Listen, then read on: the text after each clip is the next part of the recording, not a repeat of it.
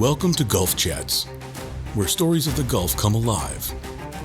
From daring voyages to the dynamic history that shaped our coastal world, we bring you first-hand accounts, expert insights, and the timeless tales of sailors, explorers, and maritime pioneers.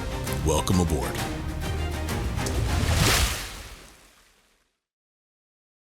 Hello, thank you so much for being here, and thanks John Sledge for inviting me and then not showing up today. He's in Orlando with his grandbaby. I know, that's my grandniece.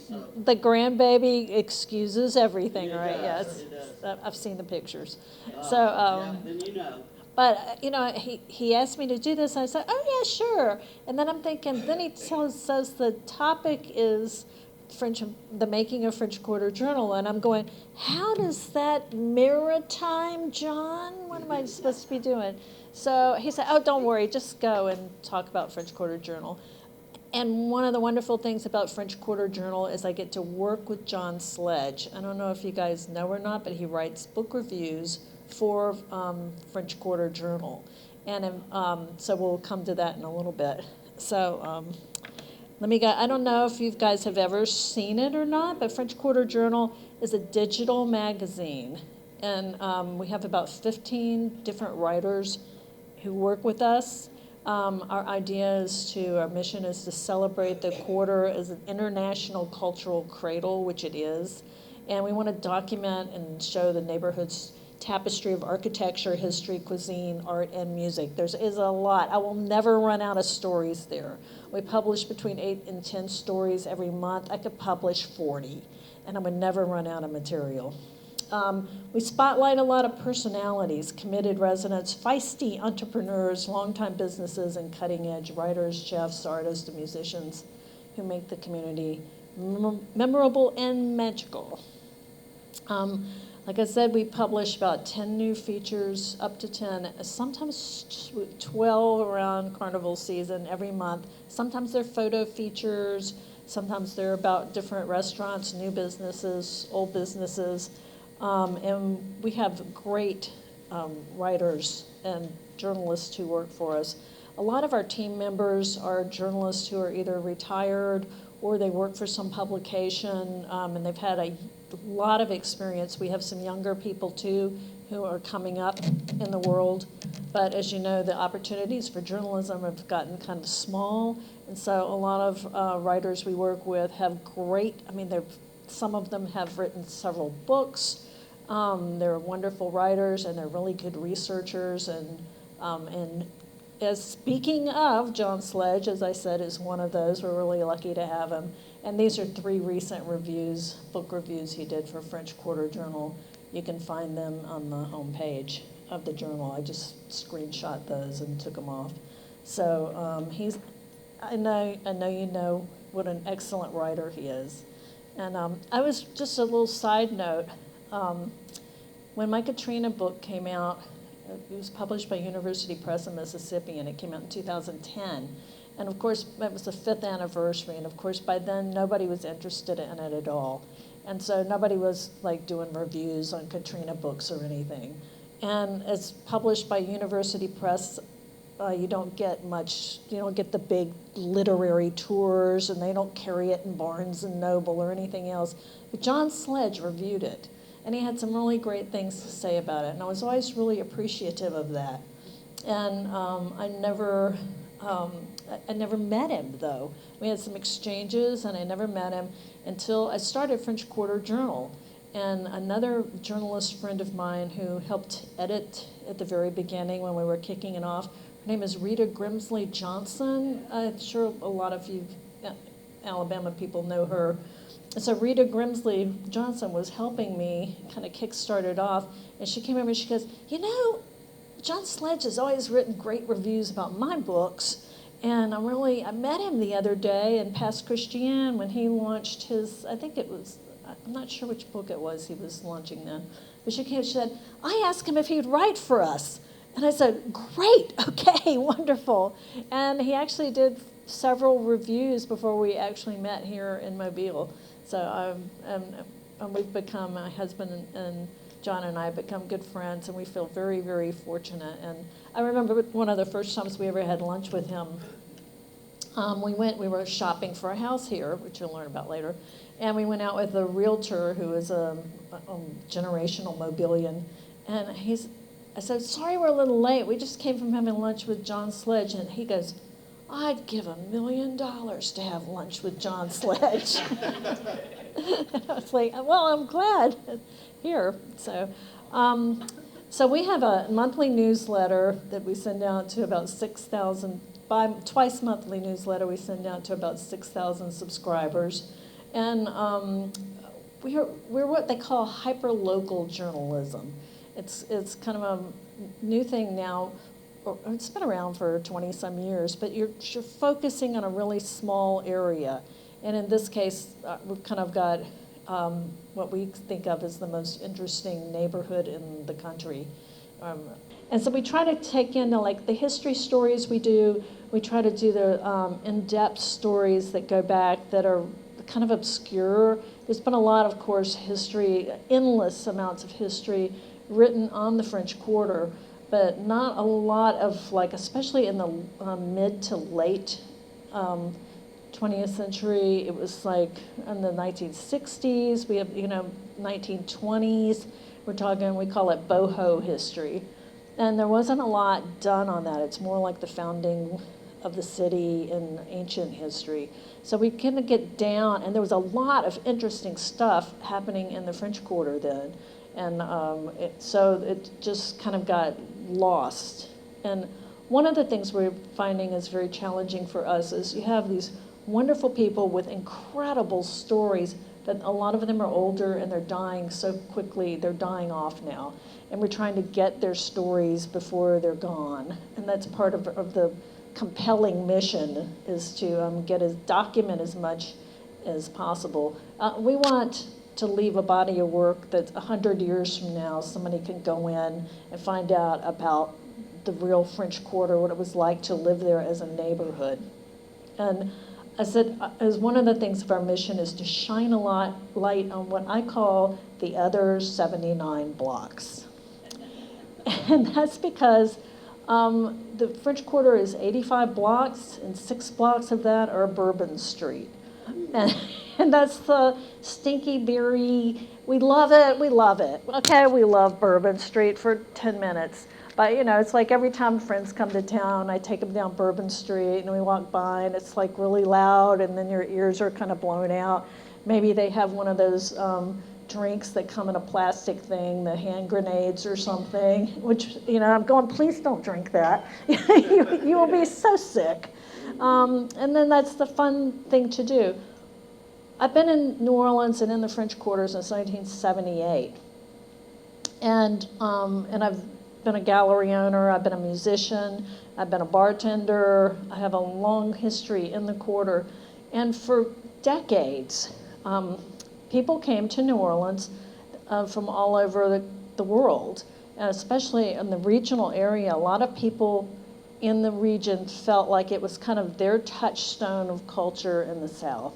They could go there, they could be who they wanted to be, and feel free to hopefully not drink too much, but and everybody is part of that trip. They'd come 4 or 5 days, they go antique shopping, they go in all the museums, they go take a riverboat ride, they'd see a lot of music, they'd eat a lot of good food, and one night they would go out on Bourbon Street.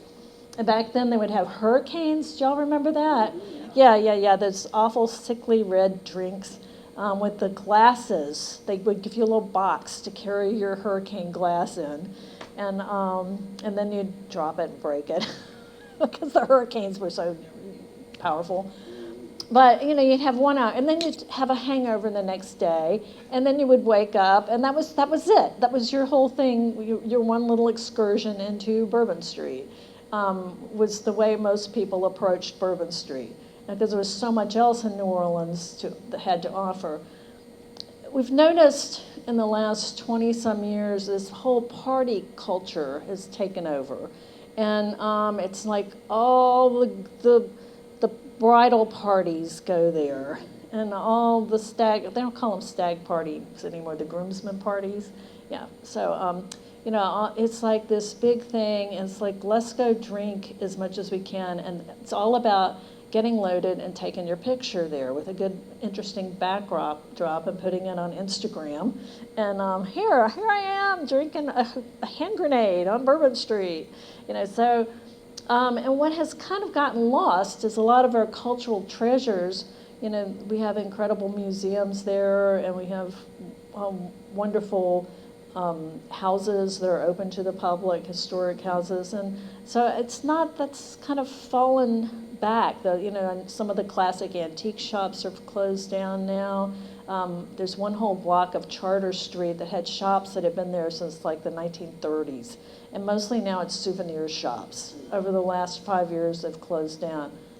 On the bright side, there's also been a lot of young artists moving into the quarter and opening galleries and things, so it's not all a downward trend. So it's kind of a mix. And what we're trying to do, we see it trying to support that the younger people coming up and any kind of business that's moving in that is a quality business that is going to be there for the long haul and become some of the fabric of the quarter. So I want to go back right here to this other 79. This is from a post I wrote on Facebook, and I was so cranky when the Super Bowl came to town, and I'm not a big sports fan, but and oddly, the people were kept out of the quarter pretty much. The night of the Super Bowl, Cafe Du Monde, which usually has a line going down the block, was empty. It had like 5 tables in it. So they had all these parties. The corporations came in, had all their parties over by the Super Bowl or uptown or whatever. They brought in their own chefs. So the French Quarter businesses who were hoping for, of course we had that awful terrorism act in January, and that was a horrible, horrible thing. So everybody was like, oh my God, we need something to kind of boost our spirits a little bit. Well, there wasn't a lot happening in the French Quarter for Super Bowl. It's pretty quiet. And they didn't use a lot of local restaurants, and everybody's like, okay, all the businesses were saying, we're not making a lot of money off of this, but think of all the international publicity we're getting, and people are going to want to come here, and more people are going to come and see everything we've got to offer. So Lady Gaga did a video on Bourbon Street. Did any of y'all happen to catch that? Yeah, Chris did. Okay, so Lady Gaga, they set up this shoot. It's like at 3 a.m, so nobody will be there. And they had a crowd, and they had the owner of the Saints, Gail Benson, and they had everybody out there. She's going to play piano in the middle of Bourbon Street to a crowd who's all going to sing along. And so they're introducing, they have 2 sports figures, and I have no idea who they were, but I think they were supposed to be important. And they open up the video, and they come on, and the first thing they say is, here on Bourbon Street, we're here on Bourbon Street, always the heart and soul of New Orleans. And every New Orleanian went, no, please, no, please, not that. It's a fun part of New Orleans, but it is not the heart and soul of New Orleans. And millions of people, though, around the world got that message and believed it. And because of branding like that, most Americans forget that the French Quarter has another 79 blocks of stellar architecture, museums, art galleries, and shops. And it's the homes of people there who live in a neighborhood who put up with the inconveniences of a neighborhood that has up to 20 million people a year trooping through the streets because they adore living in a creative community surrounded by incredible beauty and character. And so, and we're very closely aligned with some of those groups, of course. Oh, by the way, this picture right here, I put that up there for a reason. That's Bourbon Street. That's the other Bourbon Street you never see. And half of Bourbon Street is residential, and it's beautiful there. Let's see. Okay, so who reads French Quarter Journal? And only 3,000 people live in the quarter now. In the 1950s and 40s and 50s, about 20,000 people lived there. It's only about 3,000 people who live there now for a lot of good reasons. French Quarter is an expensive place to live. And it's expensive because the buildings need so much maintenance. And so think about it. If you have a historic house in Mobile, yes, there is the historic guidelines, thankfully, that everybody has to abide by to do things. But in New Orleans, it's even tighter because they all have to have slate roofs. So if you go to put on a roof on your house, you have to put on a $60,000 roof. And then you have to, at least, and then you have to pay the police to block off the streets, to get the cranes up there, so they have to close off the streets. I mean, there's like a whole ball, huge ball of things that have to happen that don't have to happen in a standard neighborhood.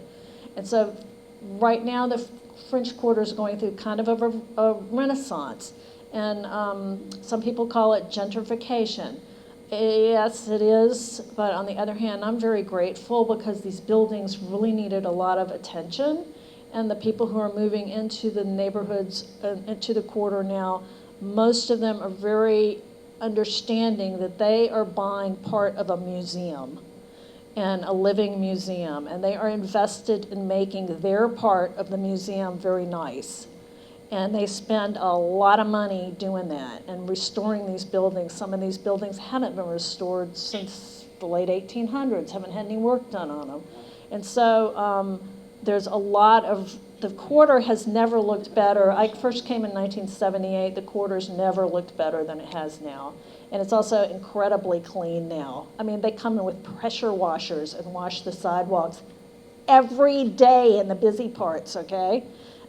It's pretty amazing. So the French Quarter is going through a lot of changes, but what we have found is more than just the 3,000 people who live in the quarter. You have people who, all over the country, that are totally bonded to the quarter. Something major, wonderful happened to them there. They got married, they got proposed to. They've had spent their parents' 50th wedding anniversary with them there. They had a special birthday there. They had wonderful times there when they went to college. They lived there for 2 years when they decided they wanted to be an artist, and then they decided they couldn't make a living at it, and they needed to go to engineering school and move to Peoria, Illinois. And they lived their life there, but they've never forgotten the French Quarter because it's such a special, magical place. So it's this huge extended community. There's also the people, and one of the things I love about my friend Bethany Boltman, who's a writer and author who lives across the street from our office, and she writes a lot for French Quarter Journal, and she has a saying. She said there's tourists and there's visitors. And tourists come and they want to do this Instagram shots, and they want to just surfacely glide over it. The visitors, especially the southern visitors, think of New Orleans as theirs. It is partly their home. They want to come back. They want to get to know it well. They want to go to the same restaurants and talk to the same waiter or the bartender they had. It becomes it's a different experience, and they want to bring goodness into the quarter instead of just surfacely gliding over what it has to offer. And some of those people end up moving there, retiring there. Maybe they have second homes there. So there is a huge, much bigger community than we ever imagined that is appreciating French Quarter Journal. We have 45,000 Facebook followers. We have about 16,000 Instagram followers. And you can see the countries that are following us. And when I send out a newsletter, I'm just showed these little maps or kind of bubbles where people pop up. That's where they're opening and reading our articles. And so that's like typical, bam, yeah, it's amazing. It's really pretty astonishing. So, and here's some of our content, social content. So between January and May, we had 4.8 million people looking at our content on Facebook, which is pretty astonishing. We're also forging community ties with people. We're working with the Tennessee Williams Festival, which has been around for 40 years, to publish the winners. They have something called Dirty Linen Night, which is a big art walk, huge art walk on Royal Street in August, We're their media sponsor now. There's a festival called Faulkner for All. We're going to start publishing their winners. We're partnering with the galleries to do First Friday art walks in the quarter, and we're trying to help them with publicity. And we're also working on a great project called Quarter Kaleidoscope. And they're doing stories. Remember I said earlier, we're losing so many stories so fast. This is getting people to tell their stories. It's kind of like, how many of you have watched The Moth? Yeah, it's the national storytelling thing. So people get up and for 5 minutes, it's kind of a curated thing, and they have help writing them. And they talk about growing up in the French Quarter and living in the French Quarter and what it's meant to them. So it's all about showing the community side of the quarter. And we're doing about the historic BK House, and also a group called Vucare Property Owners, Residents, and Associates, VC Pora is what we call it. And so we're all working together to gather as many of these stories as we can. And then French Quarter Journal's publishing a dozen of those stories a year now in its own special section on the website. So French Quarter Journal actually had its roots in Bay St. Louis. And Larry and I were living over there for a while. That's my husband, Larry, over there in the white shirt. And I was doing a lot of hurricane recovery work. I was a gallery owner, and I had a gallery in Bay St. Louis and in the French Quarter. And then after Katrina, I was like, I lost everything, so I had to reinvent myself. So I'd always been doing a lot of writing and photography since college. So I started working for Mississippi Department of Archives and History, since I'm really interested in preservation. Working for the local chamber, working for Habitat for Humanity. So I was just freelancing, doing a lot of work, and I started a little publication online with my neighbors called, we lived in the 4th Ward of Bay St. Louis, and so we called it, you see at the top, the 4th Ward Cleaver, and that was our little logo. And it was just like, oh, here's what's happening in the town, and here's the events, and hey, don't you want to know this person? And so the least terns are nesting on the beach, watch out. So, but it grew really fast, and people all over were reading it. People in Mobile were reading it. People in Jackson and Houston. We had a lot of readers in Houston. And so we launched it as a full-time business in 2014. And basically, we had a lot of people in. And then I decided I wanted to do one for the French Quarter. The last one, I came to New Orleans when I was 21 because I wanted to be a musician. And I played on the streets in New Orleans as an entry-level thing, and I loved it. And it was a great way to come of age. And I'm still friends with a lot of people I met then. And I had dreamed about coming back to the quarter, and I'm like, the last community newspaper there folded, started in '62, and it folded in 1978, right when I got there. But out of that little paper, there's like 3 Pulitzer Prize winners used to write there, college kids who worked there at the paper, later went on to huge careers. Do y'all know who Walter Isaacson is? The best-selling biographer? He worked at the Vucare Courier when he was in college. And so the dean of the Columbia Journalism School worked at the Vucare Courier when he was in college. So that was like, yeah, there's been some tourist publications that just pander to them and nothing digging in the community. So it was my dream to kind of do that. We launched it in 2019, just a few months before COVID started. And so it turned out to be a terrible time to start the business. So we just kind of coasted on through for a couple of years, and then we rebuilt the site, used a new platform, and relaunched in 2023. So I don't know if we are 7 years old or maybe 2 years old. I don't know how old we are. But we've been publishing regularly since then. So I want to tell you how I became acquainted with Mobile, because I was like almost everybody else I know in New Orleans and a lot of people on the Mississippi coast. Because when I say, we moved to Mobile, and they're going, we've never been to Mobile. And I'm like, we've driven through it. We drive through it all the time. And I had driven through it all the time, going to Pensacola, going up to North Carolina, getting on 65, but I had never really taken the time. I was always going someplace. So I decided for the Shoe Fly magazine that a girlfriend and I came over to, let's start a column called Day Tripping and come to Mobile and write about Mobile, see what's there. And so we had the best time. And I wrote this article, and it was just so much fun. That was in October 2016. And I'm going, why haven't I ever been here before? And then Larry and I started coming on a regular basis. But one of the places I came was Golf Quest. And this is a picture I actually took fairly recently with on a boat, one of John Sledge's boat tours. But back then, here's what I wrote about the Gulf Quest Maritime Museum. It's Mobile's new star attraction that opened in the fall of 2015. The main exhibit concept is completely unique. It's designed to replicate a full-size, multi-story container ship.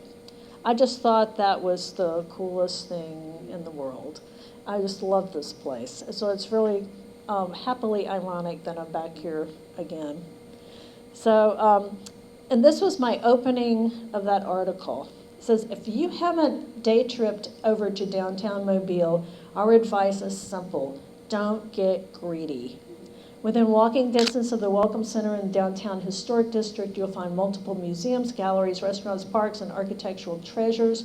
The options can be overwhelming if you haven't done a bit of planning beforehand. It might lead to you sprinting from place to place trying to fit it all in. Happily resign yourself to the fact that you'll need to return several times to get a good feel for the city. Then take your time meandering through the attractions you do choose to visit. And these are all photographs that I took on that trip then. And it's still, Noble South is still one of my favorite restaurants. But Larry and I, we got greedy. And so we started coming over, and we just really fell hard for Mobile. I love the little Jerry Garcia thing that was during when you had the house floats for Mardi Gras. And by late 2020, we decided to move our primary residence from Bay St. Louis to Mobile. And that was at the height of the real estate boom here. It was insane. So I told John Sledge, hey, we want to move to Mobile. And he wrote us this beautiful letter rhapsodizing about Mobile. And we started looking, and we got together with Sam Wilson, who's a realtor, and we would see a house on Zillow, and I would say, oh, that's perfect for us. And I would call and make an appointment. Let's go over tomorrow. And Sam would say, he'd call me the next day and say, sorry, it's already sold. It had 11 offers and went for $30,000 over asking price.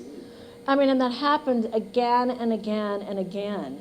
And Larry and I would come over and drive around and say, hey, we really want to live here, but we can't get here fast enough to get a house. And I talked to John Sledge about that.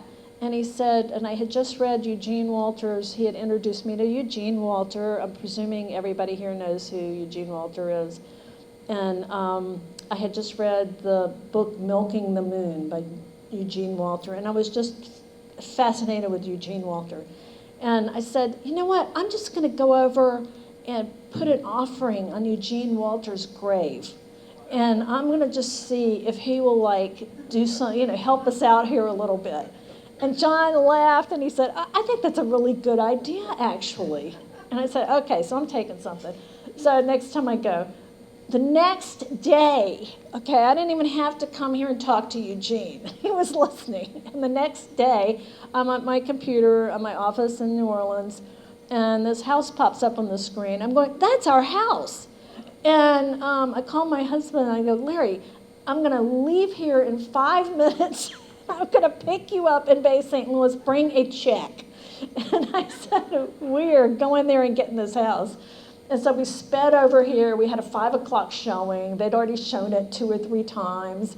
And they had people lined up after us.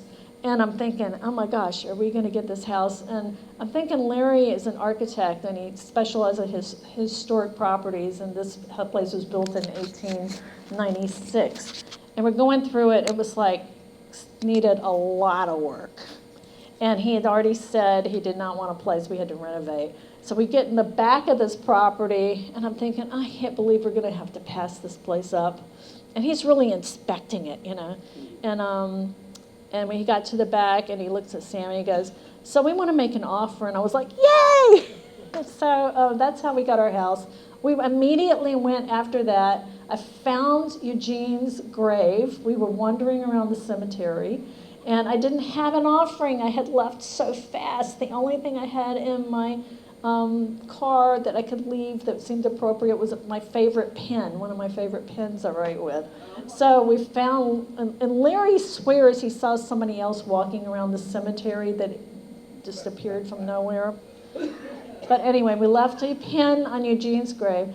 And then later on, I had to commemorate when we closed the sale, there was a candle shop there in New Orleans who was making like the blessing candles, but they would make them with any celebrity you wanted. And so I got Eugene's picture, and if you see here, I had them made with, whoa! I had several made with Eugene's picture on it, and gave John Sledge one and our realtor one who was a little puzzled. And and then we left one the night the moon was full, just happened to be full that night. We left one on Eugene's grave. And there's the house on Lafayette Street. So that's how we got to Mobile.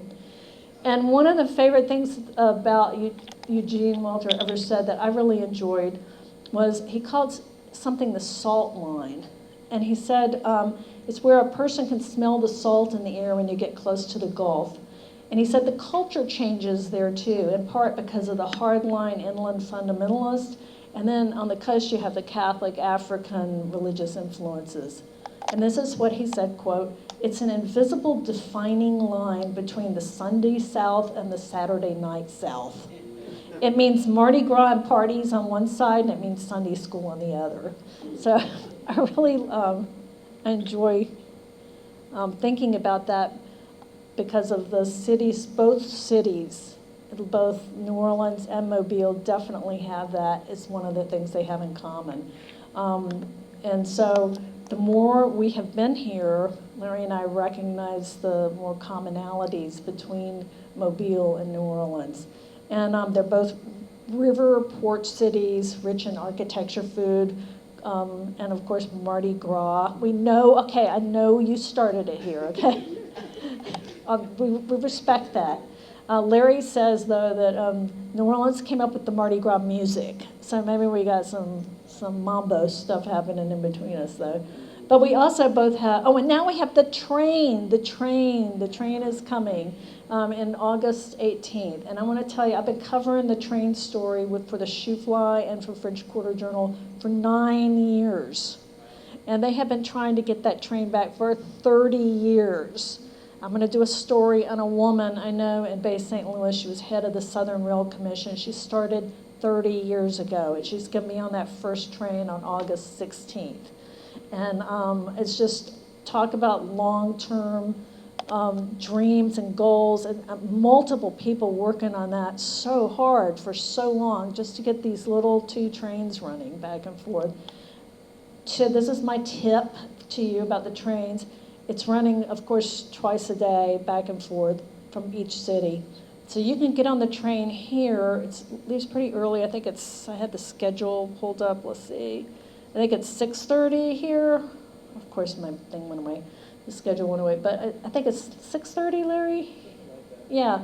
So it leaves here really early. It does take like 3.75 hours. It's almost 4 hours. But you do not have to worry. You can read, you can play games, you can talk to your friends, you can watch the countryside. You have this nice little experience getting in there. And then you can go have lunch in New Orleans and wander around the French Quarter for a little while, and then hop on the train and come back and be back by 9. And you can do that round trip on Tuesdays and Wednesdays, $15 each way, $30 round trip.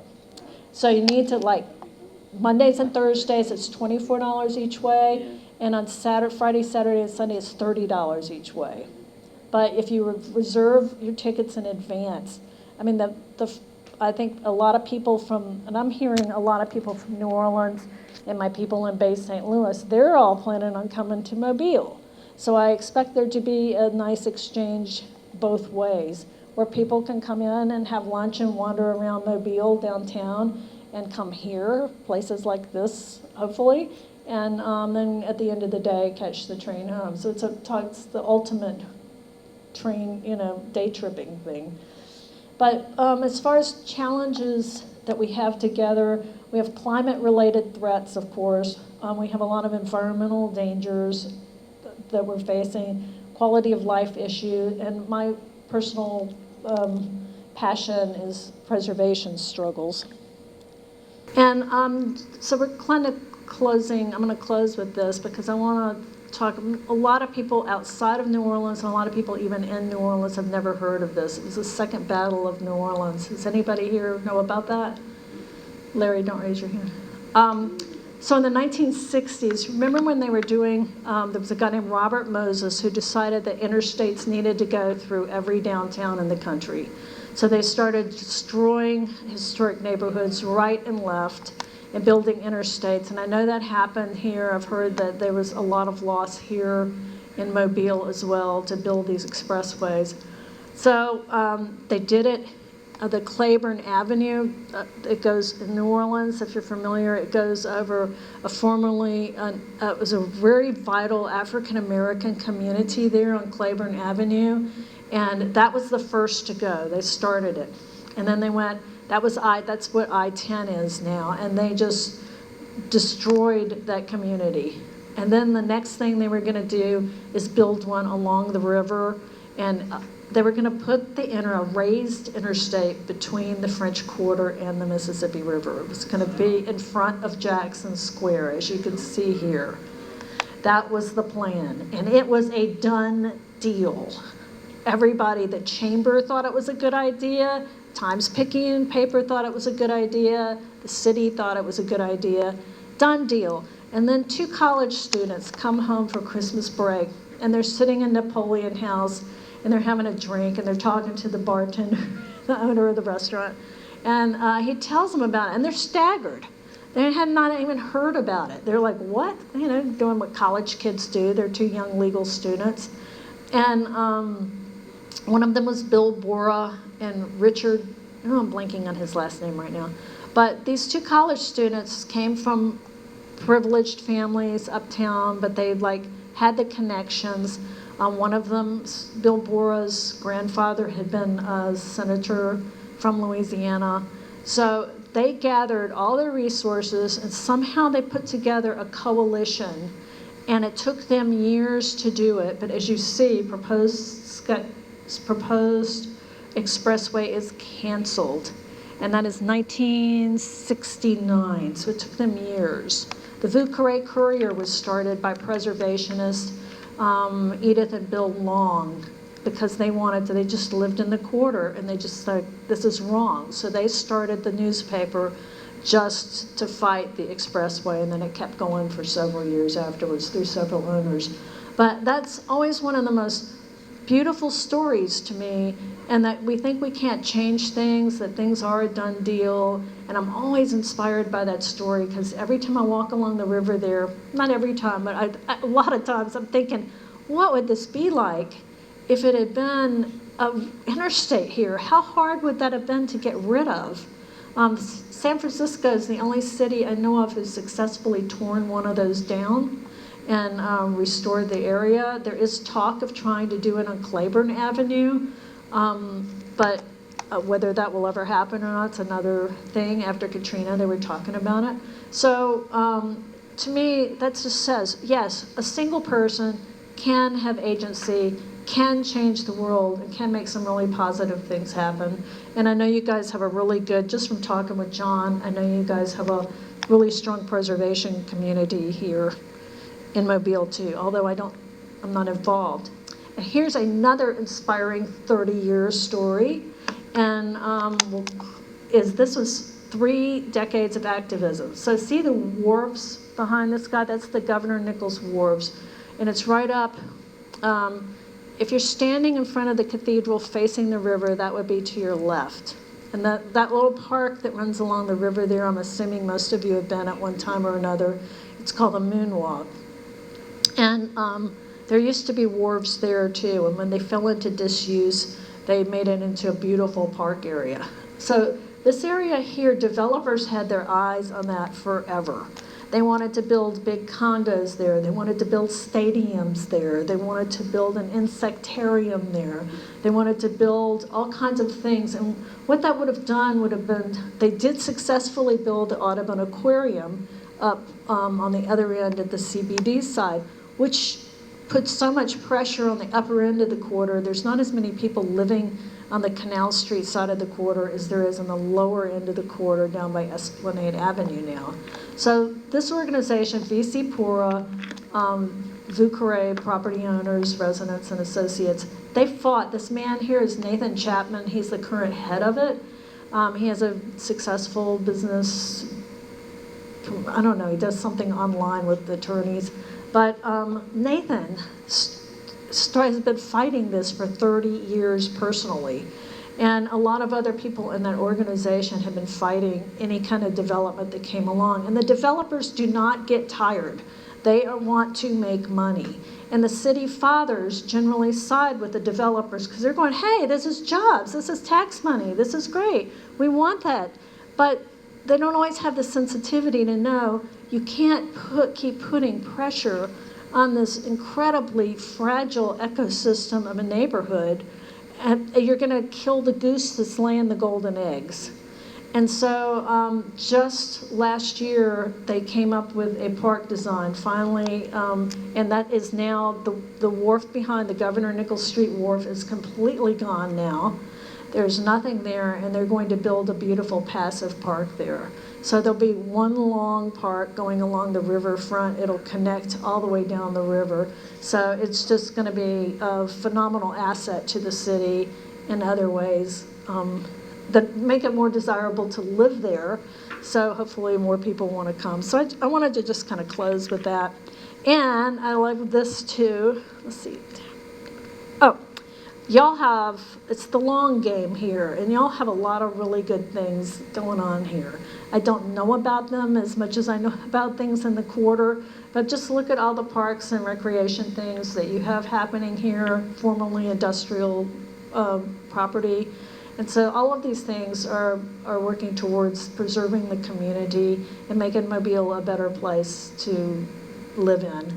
And my hope is that hopefully New Orleans would coordinate more with Mobile. I think we tend to, everybody's trying to reinvent their own wheel. And I think there's great groups and great thinkers in both places. But I'd like to see more collaboration between the two and more planning and more looking at what we can do as a whole Gulf Coast to bring up the coast and preserve the coast and our qualities of life here. Because those things, that quality of life between these two cities is very strong tie between us both. And I just think there's a lot of benefits to working together. Hopefully the train will help nurture that along too. So, but thank you. Thank you so much for having me.